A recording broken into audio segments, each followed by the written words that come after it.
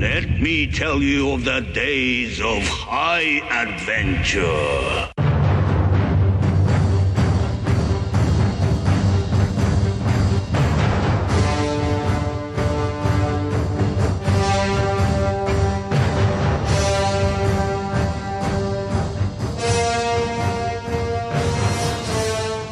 Hello, I'm Eric. And I'm Kevin. And this is 6 Degrees of Schwarzenegger, the podcast where we take a long, hard look at some of our favorite movies from the era of Arnold. Schwarzenegger is the icon of the genre, and we're taking a deep dive into some of these 80s and 90s cult action movies and breaking them all the way down.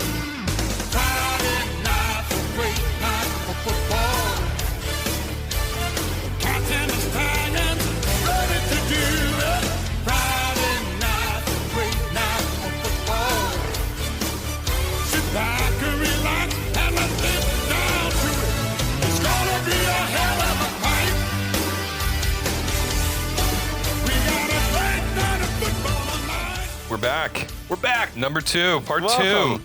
So, buddy, we're here talking a little bit more about, hold on. First, I want to say, before we get into any of the nitty gritty, Okay. thanks to everyone who's out there listening. You guys are all awesome. Thank you to anyone checking us out on the Last of the Action Heroes podcast network. We're happy to be a part of it. And by all means, check out the other shows that are going on over there. There's tons of awesome, like, Stallone content. Mm-hmm. There's a Bruce Willis podcast called Where There's a Willis, There's a Way. I like that title. There was and there's another one I think called Drop a Bruce, where they go through every Willis movie and they decide whether it was a piece of shit or a good movie. Okay, all right. But yeah, awesome stuff happening over there. And if you're listening to us over there, check us out on our own feed and check us out on social media. Yeah. Eric is running the Instagram. He's hooking the Facebook up. Do what I can. I can. Man, we're trying to do a little something. So we're at 6DOS Podcast on the various social medias where we exist. There. Now that that's out of the way. You look good. Oh, shoot, man. We're back Housekeeping is done. to talk Last Action Hero. I love it. Not Last Action Hero. Oh, wait, no, shit. Last Boy Scout. Last Boy Scout. Yeah, Right. An easy sorry, mistake to make. I'm drinking old fashions. I'm day drinking.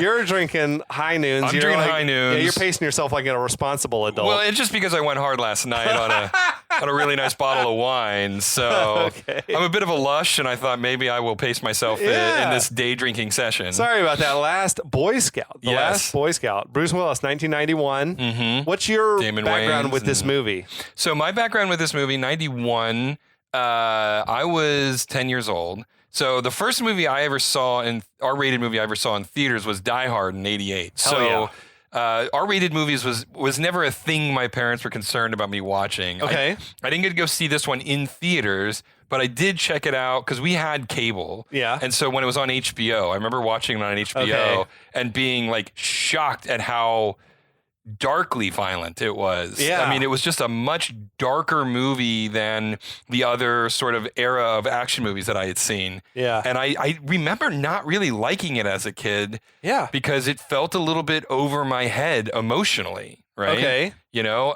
just the nature of Willis's character, the nature of the conspiracy about gambling in sports and that kind of stuff.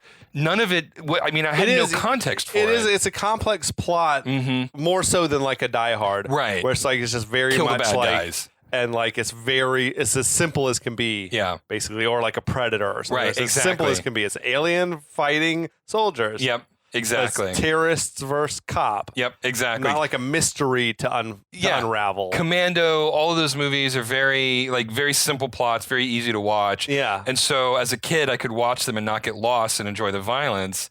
But this movie, it was over my head for an action movie, pure and simple. I'm curious how this movie did internationally because I couldn't find that information. But like apparently that's why action movies do so well overseas is because you take a movie like Commando, you could watch that shit on mute and follow the plot. Yeah. Oh, yeah. You know, same with Die Hard. I think you could watch it on mute and you can keep up with the plot. You don't need the language barrier is not a thing. Sure. You know, this movie, I feel like if you couldn't follow the language, you would get lost. Well, I mean, like the politics of sports betting in the United States is a very unique, very American phenomenon, right?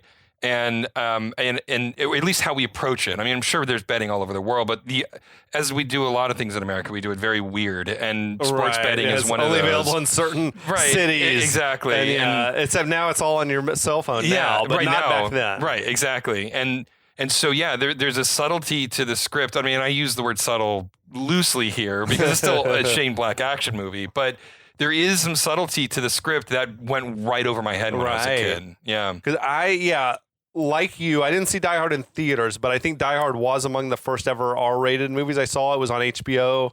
It was that and like Kickboxer and Predator.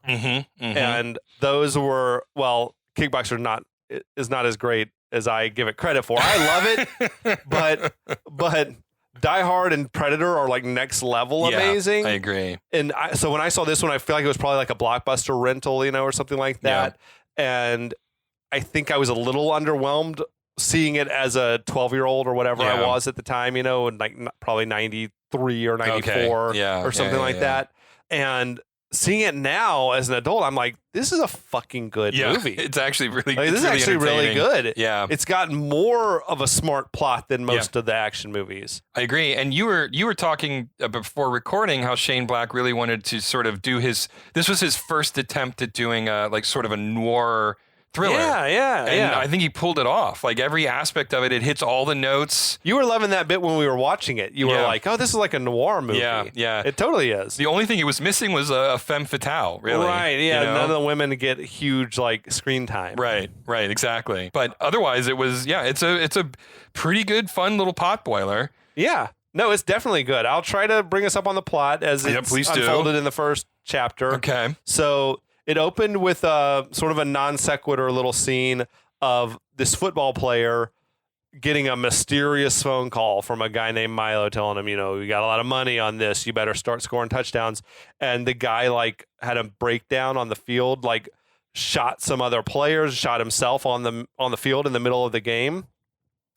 Then it cuts to, we're introduced to the character Joe. That's Bruce Willis's character. He's like this sort of burnt out private eye.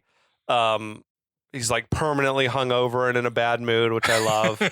And he essentially gets a phone call from his buddy telling him, I got a job for you if you want it, sort of babysitting this stripper who feels like her life's in danger. He says, yeah, I'll take the job. And then he finds out that his wife is actually cheating on him with the very same friend of his who pitched him that job with the stripper. He says he'll still take the job. Then the friend, like, his car blows up and he's killed, which is a wild thing to happen. Then we also have this character named Jimmy, who's a former football player, who's also he's been kicked out of the league. We don't really know why yet. That's all we know about him, I think. Yeah, we know very little about Jimmy at this point. Yeah, except that he just seems like he's burned out like a drug addict or on pills drug addicts, or whatever. Yeah, like sports player. Yeah. So that's where we're at. Joe's going to take this job protecting this stripper named Corey. Very succinct, very...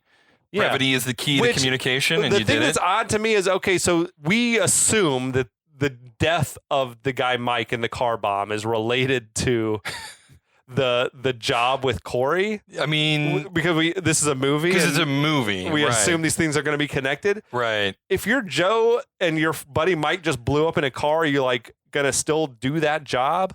I mean... Or are you going to say... I don't know if I want this job anymore because someone killed this man. Yeah. I mean, if I were Joe, then screw the $500. I'm like, even if he was, stripping my wife, I need to figure out what he was into that was dangerous enough. So you're trying to investigate Mike's murder. If you're Joe, you're curious, or are you just like, I just don't want any part of any of this? No, if I'm Joe and I'm this hard, boiled... Like, that's where there's smoke, there's fire. And there was a lot of fire there. All of a sudden, like, I'm thinking there's a payday. Whatever Mike was into, this is some big shit. Yeah. And so I'm going to, like, investigate what killed Mike. This is not like the car malfunctioned and it blew up. No, this is like there was a brick of C4 under the hood. Right. Because this thing was like... it went up. It would have leveled a building. Yeah, exactly. So I'm not going to give, like, forget the stripper who needs someone to look after her. I'm going to go look for Mike's That was the thing that kind of I was curious about because I'm like, all of a sudden, he's not scared off by this. Yeah, right. He just goes about his business. I'll still take that job. I mean, I guess I feel like if I were Joe, I would assume that it wasn't related. Because this was a side hustle. Because Mike was even telling me, I don't have time to do this job, which is why I'm tossing it in your direction, right? And so if I'm Joe, I'm like, well, I got the job. It's $500, and Mike died. I don't know why he died. I guess I'll look into that later. But in the meantime, I'll watch this stripper for a little bit. I guess $500 is $500, especially in '91. What was inflation like? What would $500 have been like the equivalent to today? I have no idea off the top of my head. A couple $1,000 Yeah, a couple maybe? $1,000 probably. Okay. And all he has to do is like sit and watch her for. Make sure that no stalker is bugging her. Or right. whatever. Exactly. I'm like, all right, I can do that. No rereach or anything. Yeah. So I mean, if I were go to the hang out at the titty bar all day and get paid for it. What? There you go. I mean, it's win-win all the way down for him. Alas for Joe, Mike's death and Corey's situation are one and the same, as we will discover. Yes. As we move on to part 2. All right, we ready to do this? I'm ready. Okay, so we fade up from black again, and it's later in the scene, and it's swarming with police. They've showed up, surprisingly. I love the trope of the crime scene with just dozens of cops bustling just milling around. Like, what are you doing? Like murmuring to each other. Exactly. Murmur. There was the drop top fire truck. Did you notice that was like a fire truck with the chop topped off? With the chop? With the top chopped off? Chopped off. With That's a bit of a tongue twister. It was like a convertible, like a hot rod looking fire truck thing. I'm like, is this California? That's right. Yeah, that's right. L.A. It was a convertible fire truck. It was fucking crazy to me. But anyway. So Joe is giving the cops a statement, and he lets out the fact that his wife was fucking his friend.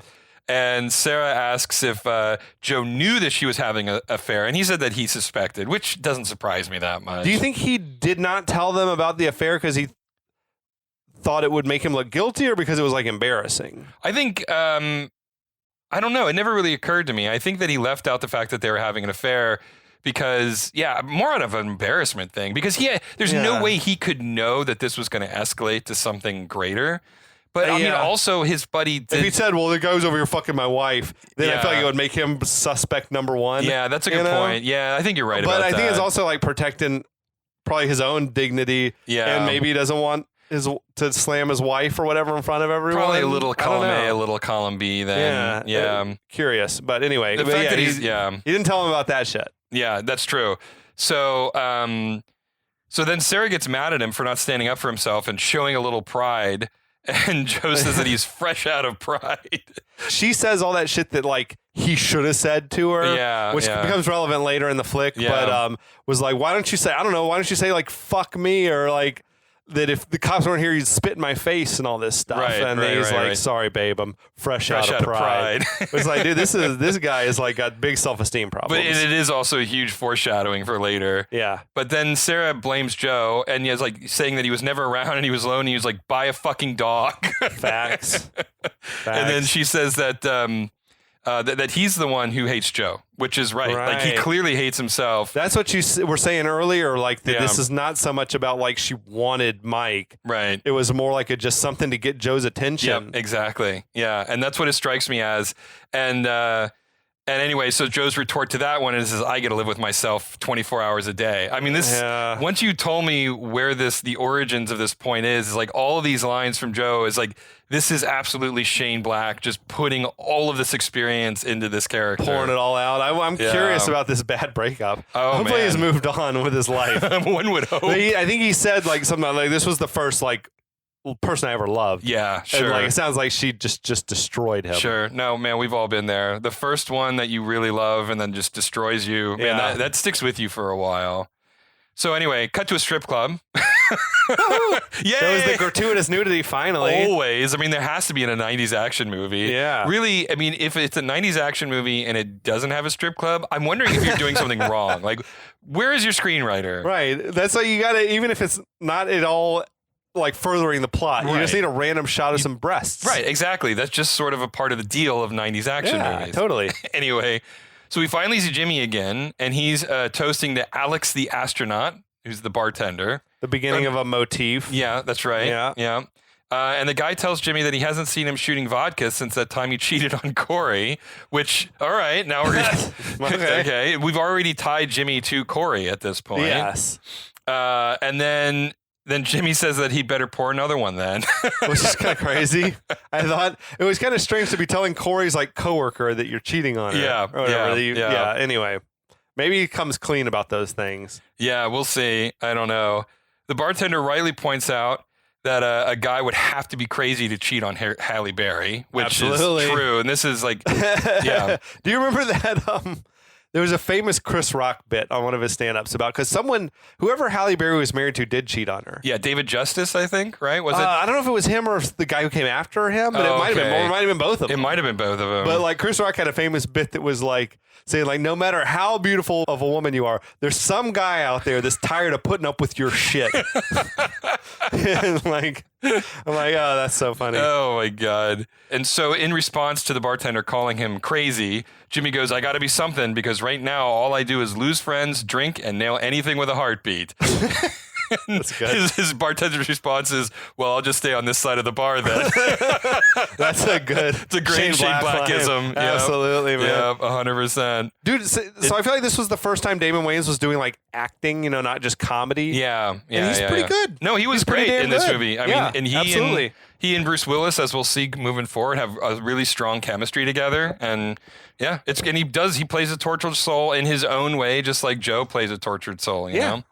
But elsewhere in the bar, we see that Corey is serving a drink to Joe. What do you think Joe's drinking? Oh, man. I would say he's just drinking...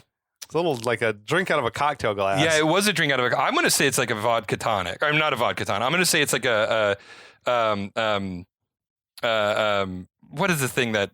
Scotch and soda? Yeah, That's Scotch and soda. on my notes. I'm like, he feels like he's drinking bottom shelf Scotch. Oh, yeah. Or Scotch and soda. Or maybe he's like... It was brown, whatever it was. It was like a brown liquor. Well, maybe he's like inherited from his father, too. Maybe he's drinking like Irish whiskey, or maybe it's like a 7 and 7 definitely could be like a Jameson like or something. Yeah, you could be doing a Jameson. Okay. Whatever it is, that is a man down on his luck drink, for sure. Yeah, the cheapest cocktail imaginable. So Corey tries to pay Joe at that moment, but he stops her. And he asks why the police can't help her with her problem. She gives a really evasive answer saying that after she's been killed, the police will do an autopsy. Right, yeah. And then there's a little bit more back and forth between her and Joe where he complains about the music. It was just Shane Black. It was just jokes. Yeah. Like, it's pretty good.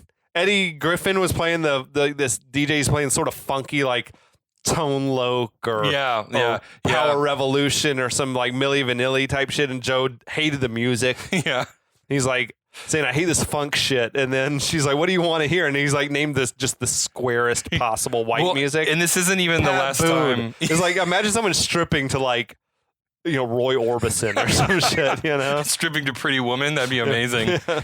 And this isn't even the last time his taste of music comes up. Like it comes up later on in the movie too. He's a grumpy, pissed off man. Yeah, he's like a curmudgeon before his time. But Corey goes over to Jimmy at this point, and Jimmy wants to know who Joe is. Right. And she said he's a nobody. And then it was like, oh shit, I got to go because it's my turn to dance. And then Jimmy gives Joe the stink eye, like very, very aware that there's something about to happen between these two. We should pause to address the elephant in the room, which is the hat that Jimmy's wearing. Oh my God, this hat. What the fuck is that It's thing? like halfway between a fez and a beret or something. It was like a Santa hat. It was like a Black Panther Santa hat. Yeah, it was very like strange. Black leather with a long stocking cap with like a little tassel on the end. It's like, what the fuck is this thing? But it was like really rigid though. It wasn't. Yeah, it felt really tight around like the head, and then it had this like thing. I have no one has ever worn a hat like that. No. Were they trying to make that happen? I don't know if they were just. Yeah, I don't know. That shit was nuts. The costume department was like, this just screams. He wears that hat for half the movie. Yeah, I know. It's crazy. They commit to it at least. At least it's not a one-off. Maybe the hat people paid a lot of money to get that hat in. Oh man, if that were sort of like a cross-promotional thing. Yeah, right. Like Gucci was trying to product placement. Yeah. And now we cut to a really obviously edited dance sequence where anytime we see Halle Berry's body, Corey's body, it's clearly a body double. Yeah. And then they cut to from her shoulders up for the close-ups. Right. But we You never see her face and the body in the same shot. There's no way that was the same person. She was dancing to a weird song called "I Want to Be a Cowboy" by a band named Boys Don't Cry, which is like a British, like, I don't know what, sort of something like The Cure or the Smiths or whatever. It was just a whole odd choice. It was kind of sexy. Mm-hmm. I mean, but that was, maybe that's just me. Well, no, Joe likes what he's saying. So you weren't the only one. Halle Berry was, whew. Yeah, she was a good-looking woman. She's an incredible woman. So while Joe is admiring the view, Jimmy slides up to the table and he goes, "You're nobody." And Joe goes, "Shh, don't tell anyone," which is a great retort. It's solid line. That's funny stuff. Jimmy says that Corey said that he's a nobody. And Joe tells Jimmy to relax and that she just hired him to look after her for a little while. Yeah. Jimmy wants to know what type of trouble she's in, and Joe says that that's confidential, but he doesn't know either. So yeah, that's the thing. I think he doesn't actually know. Right, but he's not going to reveal that he doesn't know. Right? Sure. He's too cool. Right. Yeah. And he says, "Women have secrets. Water's wet. The sky is blue. Women have secrets. Who gives a fuck?" It's a very good, whatever nihilistic sort of worldview he's got. Super nihilistic at this point. Jimmy wants to know how she found Joe, and Joe says he actually hired his friend Mike, but Mike's dead now. And Jimmy sarcastically says, "I'm sorry to hear that." And Joe's response was, "He was an asshole." I mean, this whole thing is just like Shane Black all the way down. I think that's what got me on thinking, like, yeah, actually, if you think about it, there's every reason to think that his murder had to do with this case. Right, exactly. So maybe you don't want to get mixed up in it. Yeah. You got a wife and a kid and all that. Right, exactly. But yeah, here he is. Yeah. So Jimmy keeps pressing Joe for the details, and Joe keeps deflecting. Jimmy tells Joe, "You couldn't protect a cup of warm piss," and throws some ice cubes at him. I love that line. You couldn't protect a cup of warm piss. That's good stuff, man. Joe calls Jimmy by name and tells him to go ahead and try to hit him if that's what he wants. And Jimmy goes, "Oh, so you know who I am?" And then Joe, rattles off Jimmy's resume. LA Stallions quarterback, kicked out of the league for gambling and drug use. Another tragic tale of wasted youth.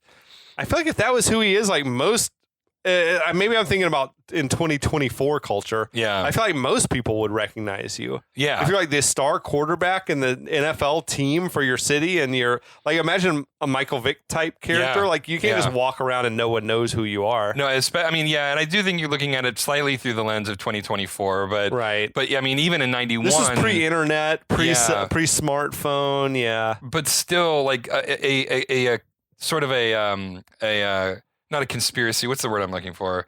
A tawdry sort of tale of like, a hero falling from grace. Like that's going to be news, whether you have the internet or not. Especially as high profile as he was theoretically in his team, right? So that's a huge scandal, right? Like it is a scandal. Why was scandal the word that I couldn't find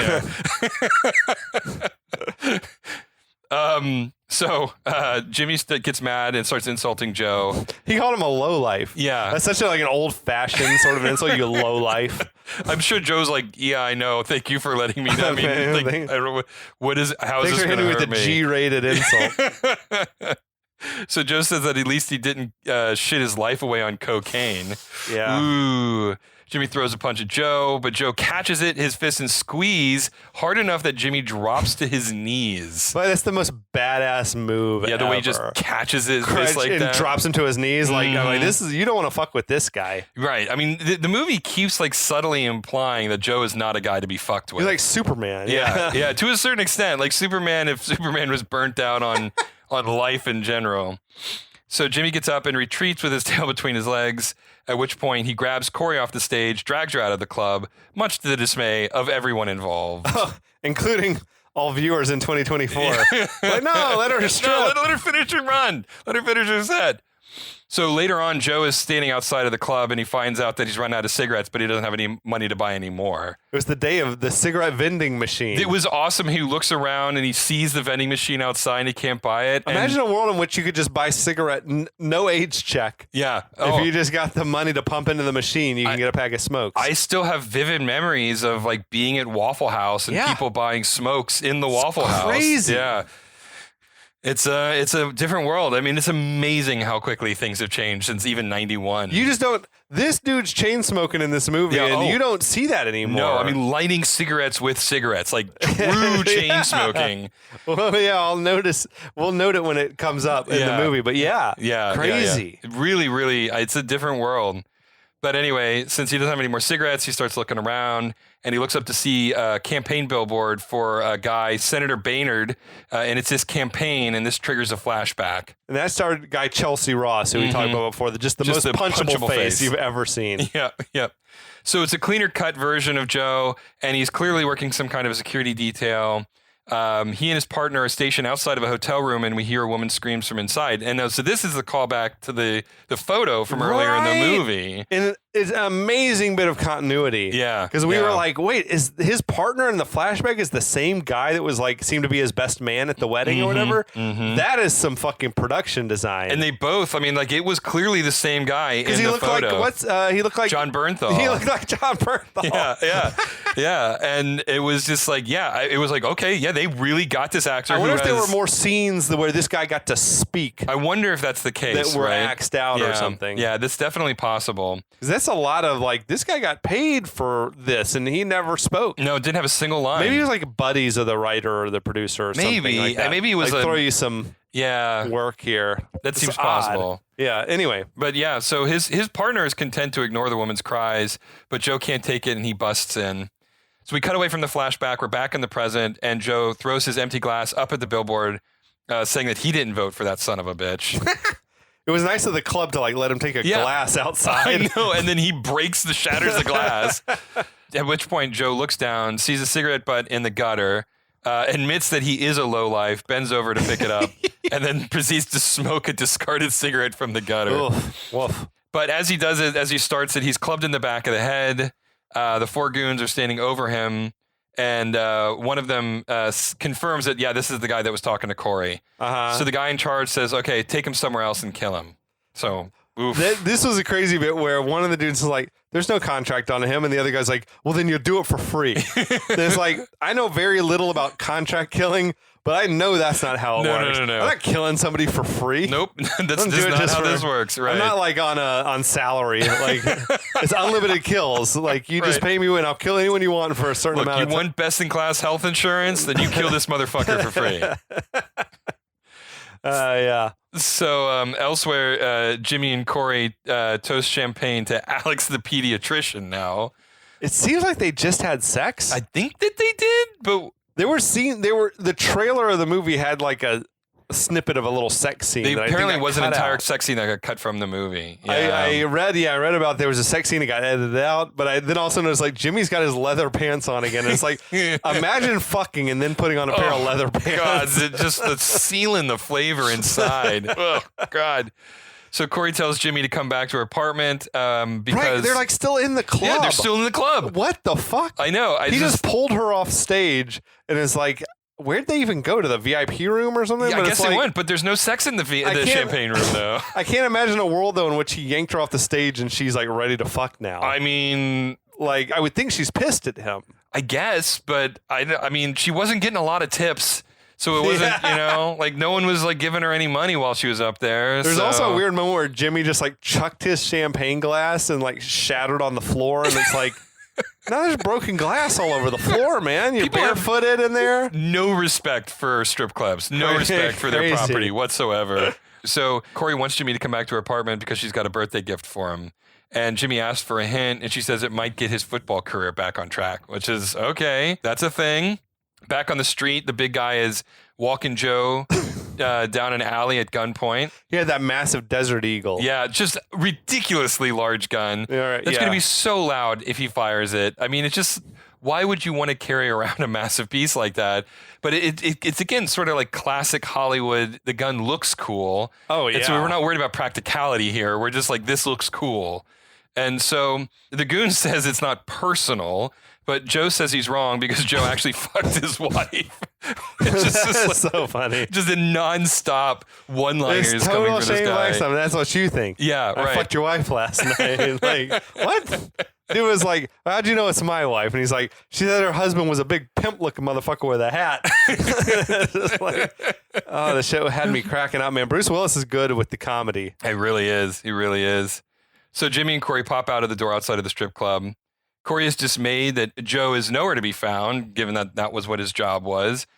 Jimmy wants to know what kind of trouble she's in, and she says some creep has been threatening her. Jimmy says she doesn't need Joe, and that he'll bitch slap anyone that messes with her. Bitch slap him. Which they acted like that was a new phrase at the time. I don't know when that came into the common Maybe vernacular. it was newish, but she's like, you'll bitch slap him? Yeah, I'll bitch slap him. Yeah. So I don't know. Corey gets he said, like, Joe's a bum. What's he going to do? Light a match and breathe on him? Which is like his idea that his breath is flammable. There's just so much alcohol. So Corey gets in her car, and Jimmy gets into her car and follows her. So we're back in the alley now. She's driving like a sweet old, like a 1980 Corvette, like a Stingray. It's a beautiful car. Which we talked about this, and Jimmy has to be just underwriting every aspect of her life. I think so. Like, there ain't no way. I mean, he keeps cheating on her, and she keeps coming back to him. I wouldn't think a stripper in the 90s has like got a passion for like vintage sports cars. I mean, it takes all kinds. But, yeah, that's true. But by the same token, even if she did have a passion for vintage sports cars, where is she going to get the money to pay for it, though? True. Right? So I feel like Jimmy is definitely underwriting her to a little bit here, but it is a really nice car, though. So back in the alley, Joe's down on his knees. He's like still continuing to roast the would-be killer. The dude is like, do you want it in the chest or the head? And Joe says, that's what your wife said. But it's like, that actually doesn't make sense, I think. The wife said, does Joe want it in the chest or the head? I know. I think it would be like, you told the wife, you asked the wife if she wanted it in the chest or the head. I love it that it's almost like a proto that's what she said joke almost. So I liked also like, he's like, ask me how fat she is. And the guy like could not resist. He's like, fuck you. He's like, how fat is she? And then he had like a run of jokes. Yeah. My favorite was like, you got to slap her thigh and ride the wave in. Your mama jokes too. I mean, your mama's so fat jokes. I mean, he's got everything in this movie. The hitman actually starts liking the jokes, and he starts laughing a little bit.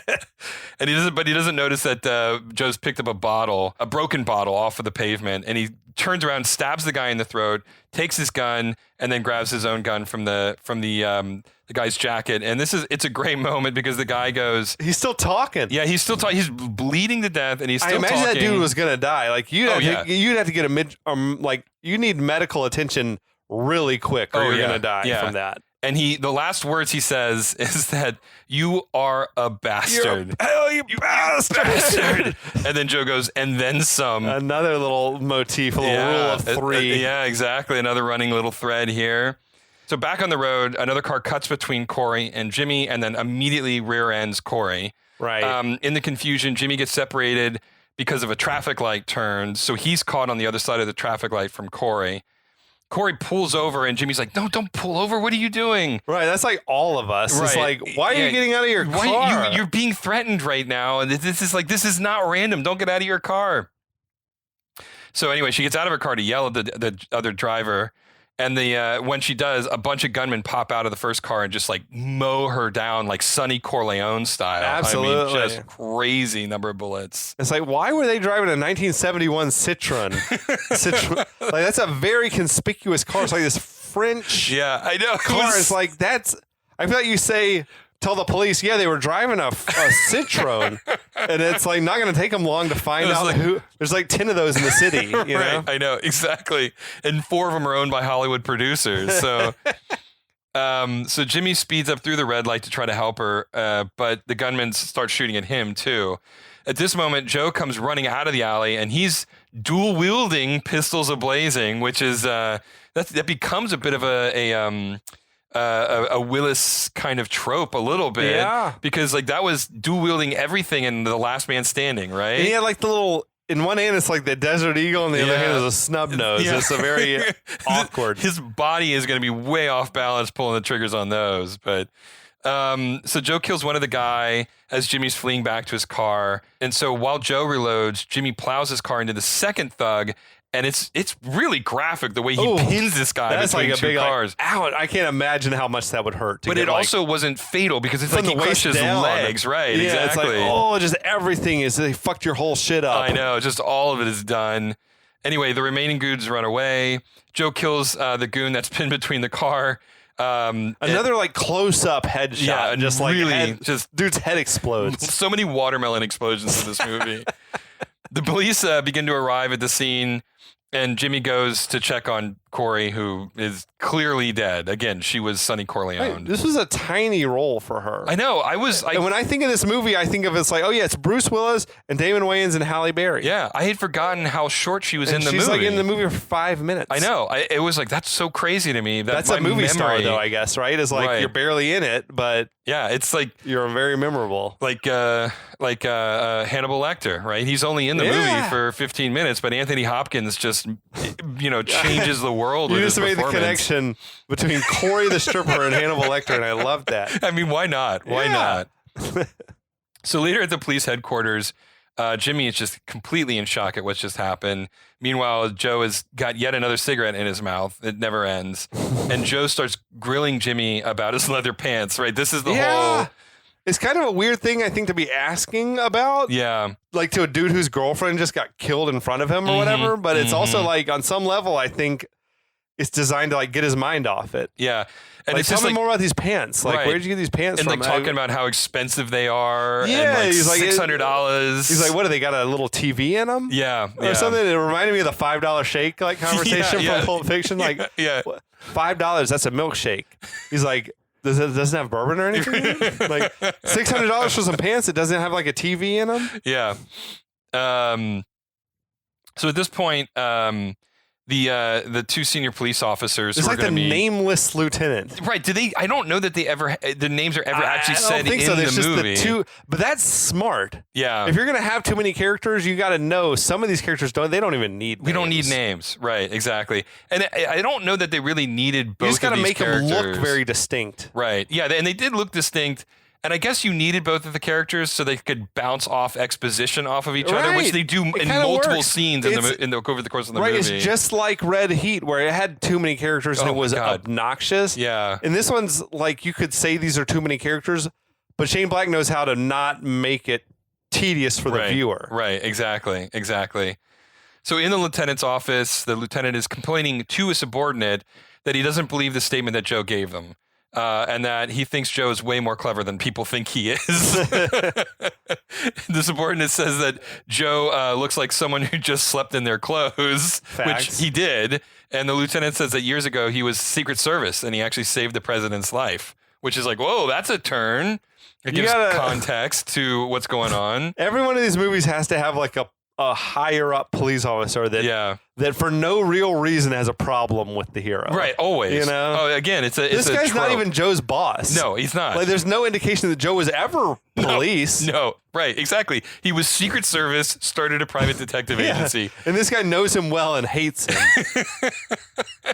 Crazy. Whether he actually is a cop or not, he still has to have the gruff senior officer who hates him for no reason. Not? So outside of the office, Jimmy is telling Joe that he thinks Corey's story about a creep was total bullshit. Right. And Joe agrees and says this was a professional hit. There's no question about it. Joe thinks that Corey hired Mike, but then Mike got scared and tried to dump the case on Joe, which, all right, that makes sense, actually. Yeah. I mean, that's why you're like, oh, this is a smart writer. Yeah, exactly. Right? And they're like, I guess he didn't dump it soon enough. He's like, they're still scraping him off my stucco. Jimmy wants to know why his friend would try to set him up like that. And Joe admits that Mike was fucking his wife. And that if he were to die, then Joe would be out of the way and Mike could fuck his wife however he wanted to. Right. Which is like kind of dark, but little piece of the puzzle falls into place. I know, right? So at this point, the lieutenant pops out and tells them that they're both free to go. And then before he leaves, he pulls Joe aside, though, and said, hey, someone has been making obscene phone calls to Senator Boehner. And, it just letting you know, it better not be you. Right. So Joe walks away and the subordinate asks what the deal is between Joe and Boehner. And the lieutenant says that Boehner got Joe fired from his Secret Service job. So there was also a crazy bit where the lieutenant told Joe he needed to shave. Yeah. And it's like, you're not his boss. I know. You're not his superior. You don't get to tell him what to do.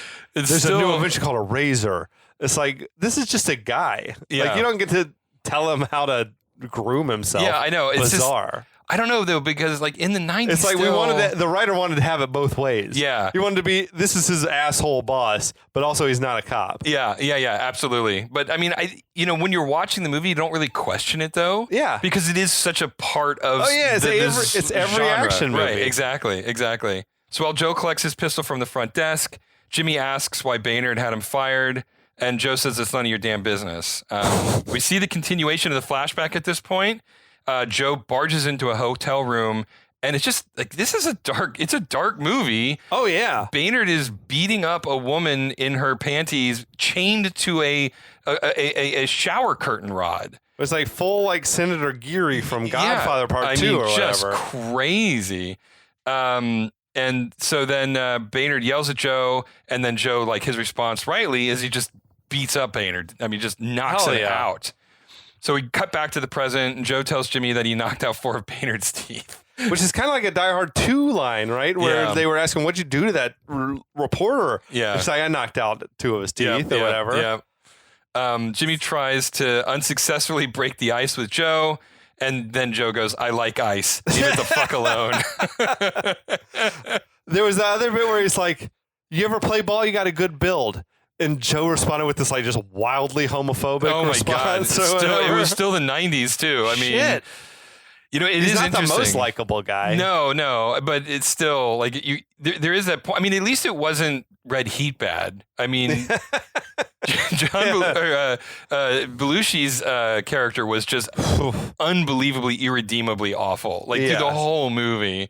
So as they're leaving, Jimmy asks Joe what their next move is, and Joe says that his job is done and he's heading home. I guess that's a fair position to take at this point. Like, I mean, I don't even think he got his $500. No, absolutely not. Like he didn't do the job. I'm surprised he didn't go through her pocket and like take the $500 out. I wouldn't put it beyond him. Jimmy says that this can't be the end of it after they watch Corey get murdered, and Joe tells Jimmy to go ahead, get yourself killed trying to solve the case, and he's right. Like, he realizes that this is a big, nasty, nasty thing, and he doesn't want any part of it. So as Jimmy and Joe walk through the police parking garage, a cop in a car says he recognizes Jimmy and asks if he's a drug dealer. Yeah, that was odd. It was like, yeah. It was like, okay. I mean, Jimmy says that he was a player for the LA Stallions, and the cop says greedy players are ruining the sport, and speeds off, which is, I think maybe like Shane Black was sort of like, man, I haven't mentioned the actual, like, scandal at the heart of all of this in a while. I need to bring it back up that there really is something going on about football and what is going on in the sport and around it right now. That's a good point, because it did come out of nowhere. Right. This little interaction. Yeah. And again, I feel like he'd be recognized. Like, if you're a guy who follows football, you'd know what the quarterback in your town looks like. Right. Absolutely. And he's like, what position did you play? And then anyway, you couldn't just walk around anonymously like that. Yeah, exactly. So I think this is just like reminding us, nope, there's a point to all of this. This is going somewhere. So Joe says he's got some sunglasses in a case if Jimmy needs to hide from any more fans. And then he asks where Corey lives because he wants to go and look around her apartment. So Joe's completely flip-flopped. Yeah, I know. From like, I'm done with this to like, okay, actually I want to go to her apartment and snoop around. Which I think that's just a continuity error more than anything. It could be an editing error. This might be a thing where there's some interstitial where he, has a change of heart. But anyway, so Jimmy says that she lives in a swanky apartment complex and he can show Joe where the spare key is hidden. Joe says, I can get in without a key, but Jimmy says, she's got a top-of-the-line alarm. And he was like, oh, but you probably know how to circumvent. And he's like, circumvent? He's like, it's a vocabulary. He's like, do you read much? And that's where Joe said the great line about, my subscription to Jugs magazine just ran out. So it's just Shane Black banter, you know? Yeah. Oh, they banter enough, and then they eventually get in the car together and head out of the parking garage. Right. So the unlikely partnership. Yes, exactly. We're off to the races now. I mean, we're deep into Act 2 now. That's I feel like good action movies have that. Like, you got to have the oil and water partners, Yeah. That don't necessarily like each other, and then they come to respect each other and love each other by the end or whatever. Absolutely, man. But I think we're going to call it there for part 2. Yeah, that's a good leaving off point. Yeah. I'm here for it. Excellent. All right. I gotta freshen up my cocktail. I need to bust open another one. I'm running dry right now. Thanks everybody Okay. for listening to our football season spectacular. Indeed. Yeah. So we'll be back next week with a lot more on The Last Boy Scout. And until then, We'll be back.